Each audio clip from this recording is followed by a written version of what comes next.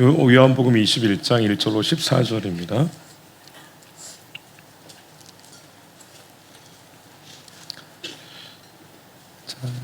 요한복음 21장 1절부터 14절까지 함께 읽도록 하겠습니다. 자, 시작. 그 후에 예수께서 디베랴 호수에서 또 제자들에게 자기를 나타내셨으니 나타내신 일은 이러하니라. 시몬 베드로와 디두모라 하는 도마와 갈릴리 가나 사람 나다나엘과 세베대의 아들들과 또 다른 제자 둘이 함께 있더니 시몬 베드로가 나는 물고기 잡으러 가노라 하니 그들이 우리도 함께 가겠다 하고 나가서 배에 올랐으나 그날 밤에 아무것도 잡지 못하였더니 날이 새어갈 때에 예수께서 바닷가에 서셨으나 제자들이 예수이신 줄 알지 못하는지라. 예수께서 이르시되 얘들아 너희에게 고기가 있느냐 대답하되 없나이다. 이르시되 그물을 배 오른편에 던지라 그리하면 잡으리라 하시니 이에 던졌더니 물고기가 많아 그물을 들 수 없더라.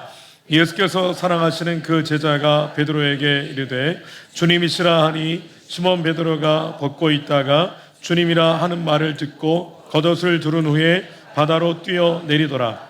다른 제자들은 육지에서 거리가 불과 한 50칸쯤 되므로 작은 배를 타고 물고기 든 그물을 끌고 와서 육지에 올라보니 숯불이 있는데 그 위에 생선이 놓였고 떡도 있더라. 예수께서 이르시되 지금 잡은 생선을 좀 가져오라 하시니 시몬 베드로가 올라가서 그물을 육지에 끌어올리니 가득히 찬 큰 물고기가 153마리라. 이같이 많으나 그물이 찢어지지 아니하였더라. 예수께서 이르시되 와서 주반을 먹으라 하시니 제자들이 주님이신 줄 아는 고로 당신이 누구냐 감히 묻는 자가 없더라. 예수께서 가셔서 떡을 가져다가 그들에게 주시고 생선도 그와 같이 하시니라. 이것은 예수께서 죽은 자 가운데서 살아나신 후에 세 번째로 제자들에게 나타나신 것이라. 아멘. 오늘 세 가지 주제로 말씀을 드릴 겁니다. 예수님께서 제자들을 찾아가셨습니다. 부활하신 예수님이 찾아가셨습니다. 이런 주제를 가지고 세 가지 이 말씀을 드릴 텐데, 첫 번째로는 예수님의 죽음과 부활은 진리다, 역사적 사실이다, 그러므로 진리다, 이 말씀을 먼저 드리려고 합니다.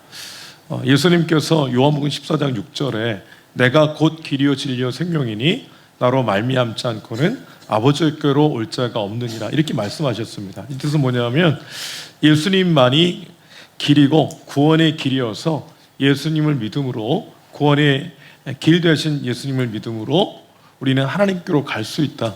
다른 길은 일체 없다. 하나님이 다른 일을 만들어 주신 역사가 없다. 이렇게 예수님께서 얘기하신 겁니다. 저쪽으로 가면 구원받을 수 있다.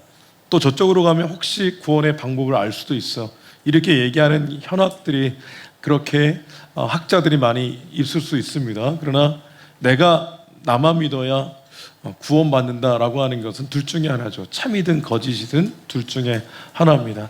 지금 오늘날 세상에는 스스로 자칭 구원자가 많이 있는 시대가 되었지만 그들의 문제는 뭐냐면 그들이 죄의 문제를 해결한 적이 없다는 게 문제입니다. 죄의 문제를 해결하고 죄에 갇혀 있지 않는 그 자가 구원자가 되는 겁니다. 구원자는 반드시 죄의 문제를 해결해야만, 그리고 죄로 인해서 그 자신 스스로 갇혀있지 않다는 것을 보여줘야만 그런 진정한 구원자일 수 있겠습니다. 구원자는 그래서 반드시 죄가 없어야 되고 반드시 죄가 있는 사람의 모양으로 그렇게 피 흘려 죽어야 되는 두 가지 요건이 충족돼야 구원자로 볼 수 있겠습니다. 죄가 없어야 되기 때문에 하나님이어야 하고, 죄가 반드시 있어야 되기 때문에 사람이어야 합니다.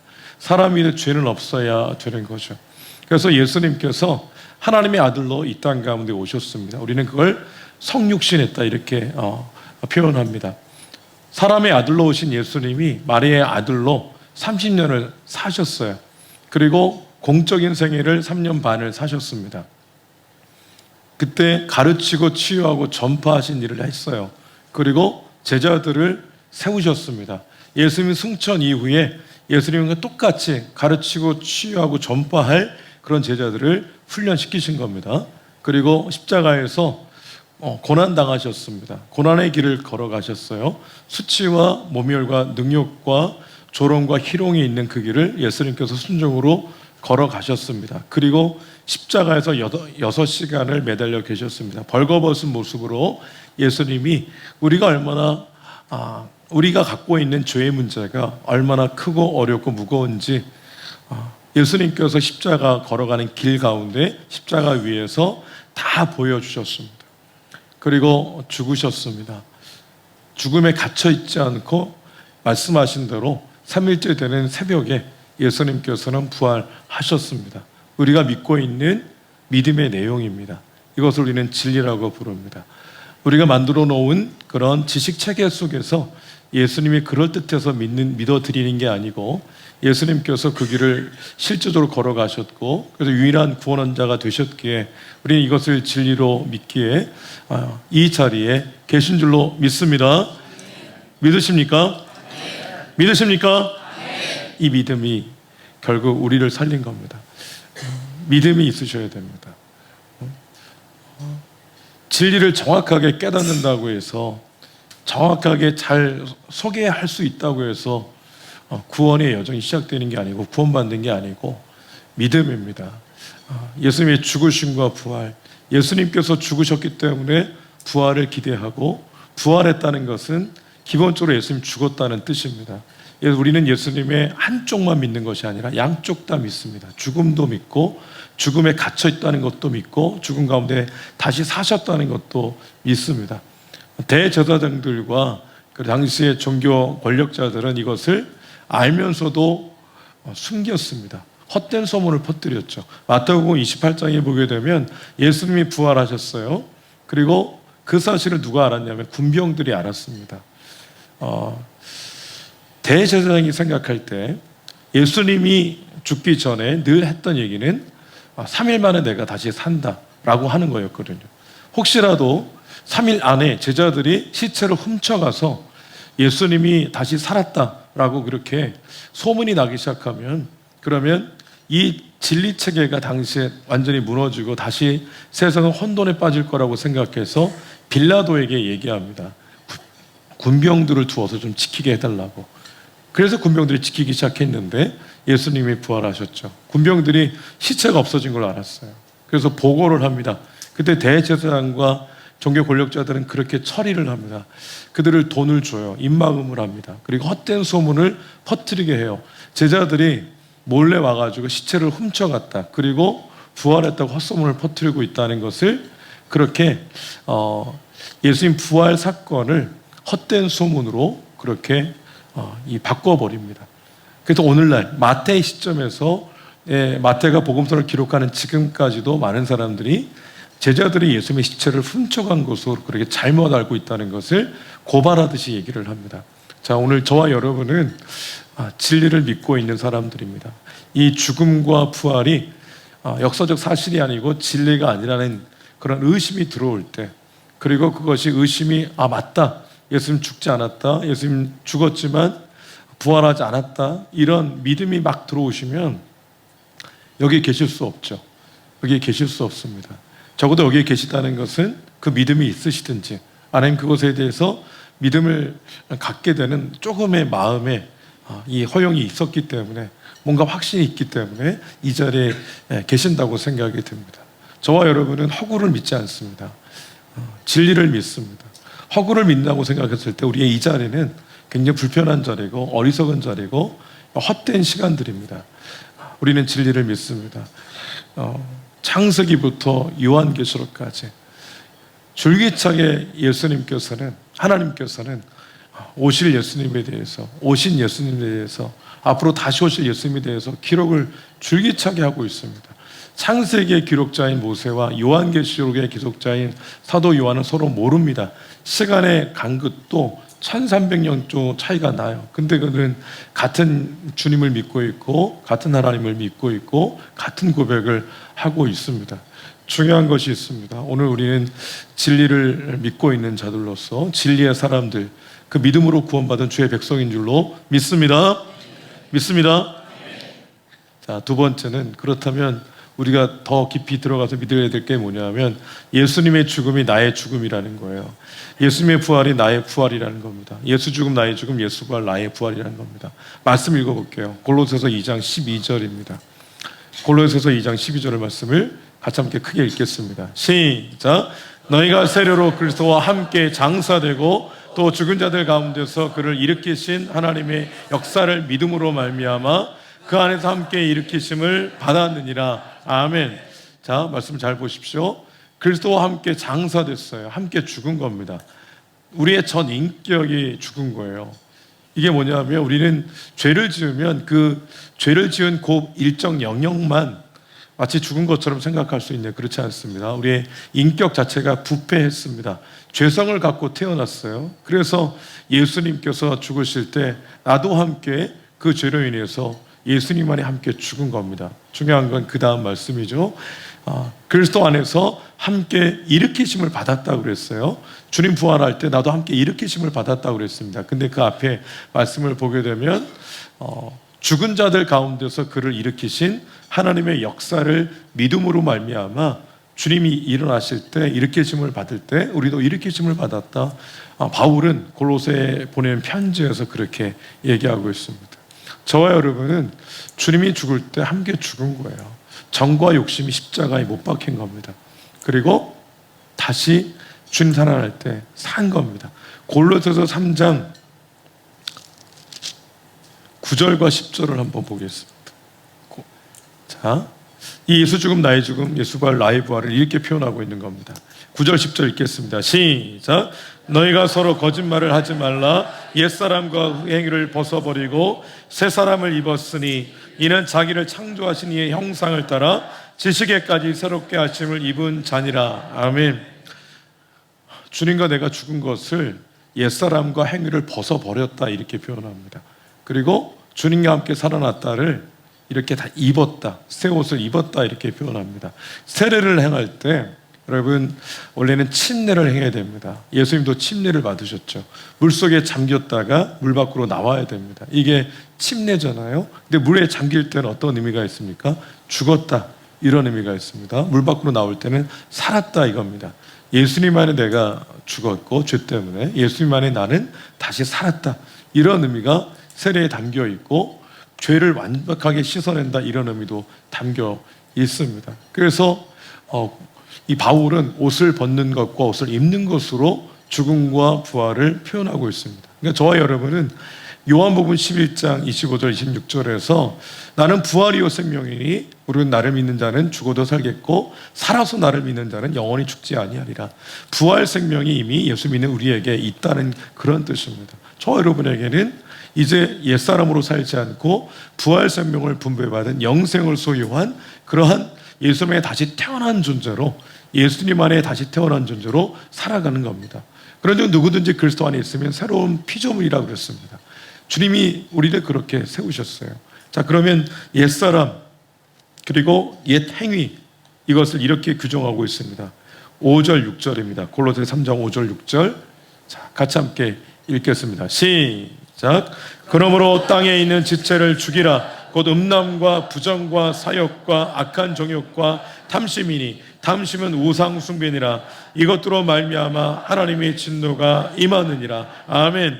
음란, 부정, 사욕, 악한 정욕, 탐심, 우상 숭배 이런 것들은 이제 옛사람의 것이에요. 우리가 관계될 수 없는 존재로 다시 태어났다 이런 뜻입니다. 그러면 무엇에 대해서 관계 있는 존재가 되었냐면 12절부터 15절 읽겠습니다. 3장 12절부터 15절까지 읽을게요. 시작. 그러므로 너희는 하나님이 거룩하고 사랑받는 자처럼 긍휼과 자비와 겸손과 온유와 오래 참을 옷 입고 누가 누구에게 불만이 있거든 서로 용납하여 피차 용서하되 주께서 너희를 용서하신 것 같이 너희도 그리하고 이 모든 것 위에 사랑을 더하라. 이는 온전하게 매는 띠니라. 그리스도의 평강이 너희 마음을 주장하게 하라. 평강을 위하여 한 몸으로 부르심을 받았나니 너희는 또한 감사하는 자가 되라. 아멘.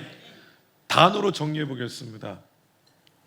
새 사람을 입었다는 뜻은 긍휼, 자비, 겸손, 온유, 오래 참음 용서, 사랑, 평강, 감사 이런 것들로 반응하는, 이런 것에 반응하는 존재로 하나님께서 우리를 다시 세우셨다는 겁니다. 영광스러운 겁니다. 영광스러운 거예요.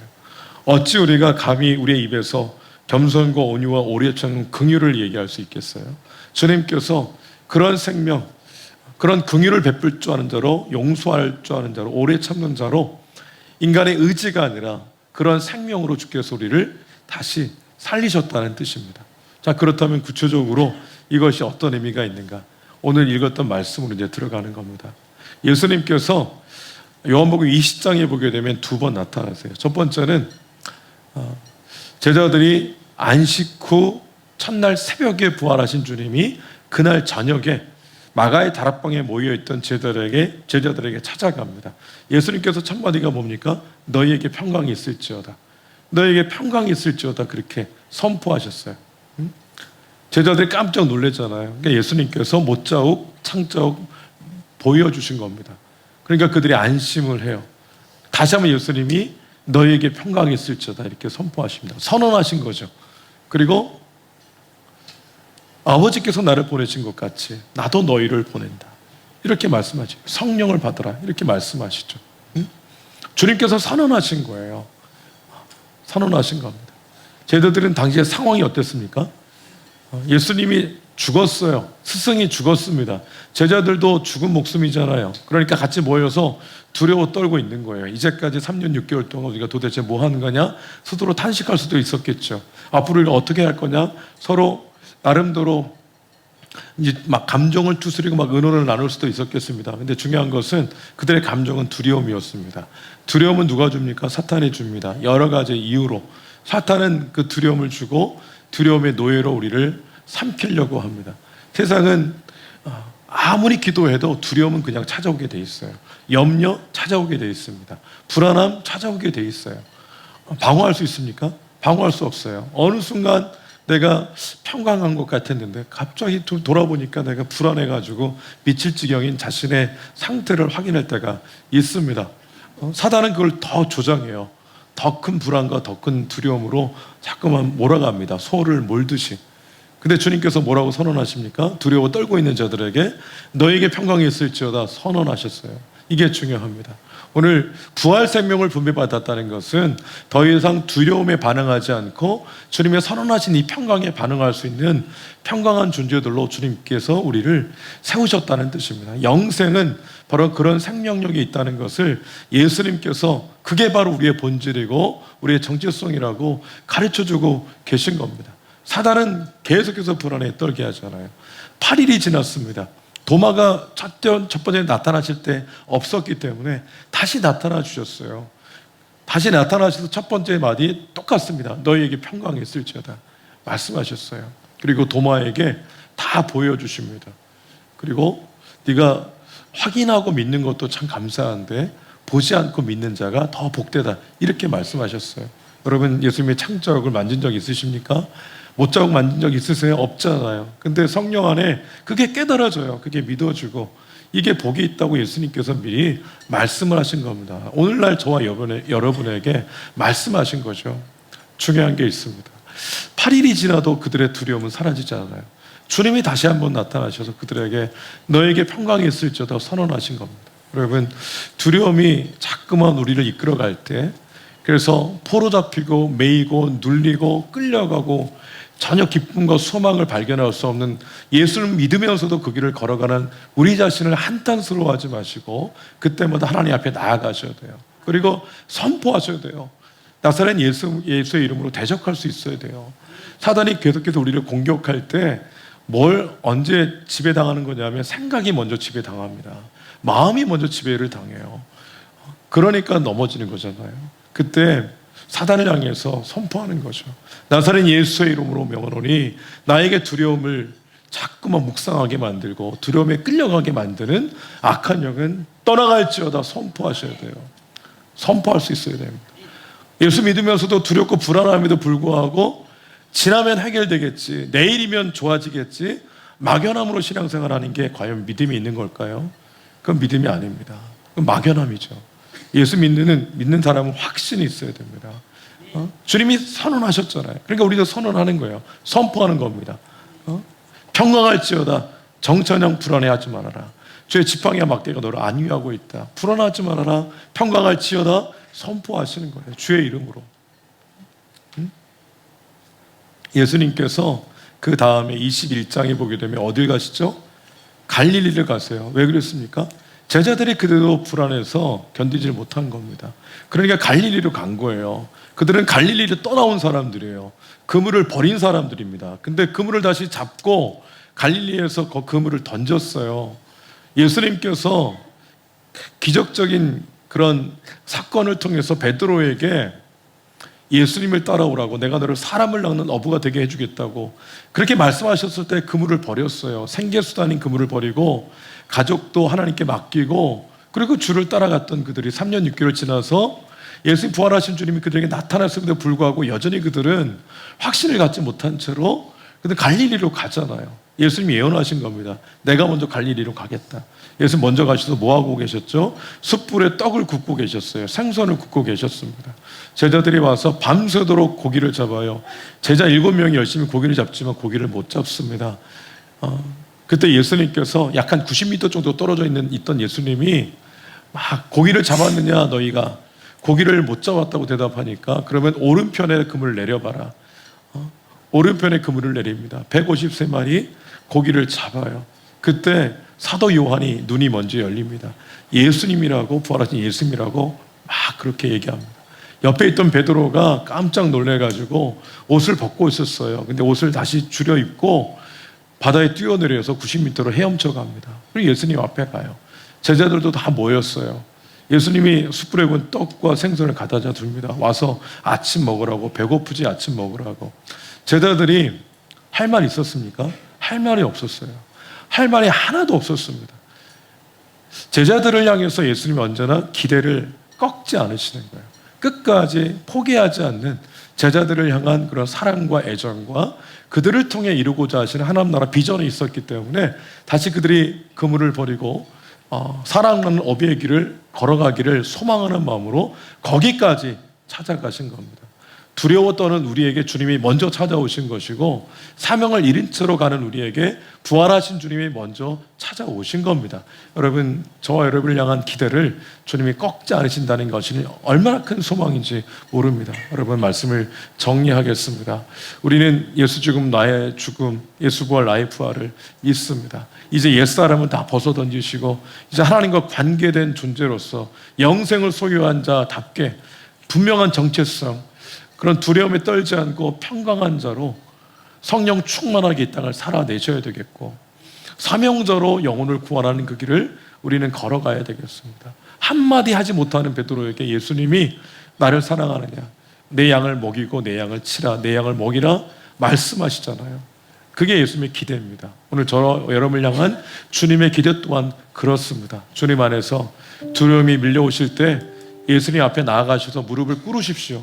막연하게 시간만 보내지 마시고 그 즉시로 주님께 나아가셔서 선포하시고 선언하시고 기도하시고 찬송하시고, 그리고 내가 사명자로 주님이 나를 세우셨다는 것 또한 기억하셔서 하나님 앞에 우리 자신을 드리십시오.